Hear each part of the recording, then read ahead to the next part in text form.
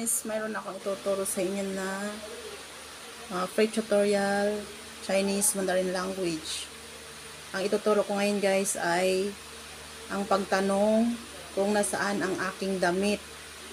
So, ang nasaan ang aking damit in Chinese Mandarin language ay 我的衣服 China 了 guys, ang Chinese ng nasaan ang aking damit. 我的衣服 China or Chinali. So, ayan po guys. So, if you like my video, don't forget to follow and share. At pwede po din po kayong manood ng aking mga free tutorial. At mag-comment po kayo. Sasagutin ko po yan lahat palagi guys.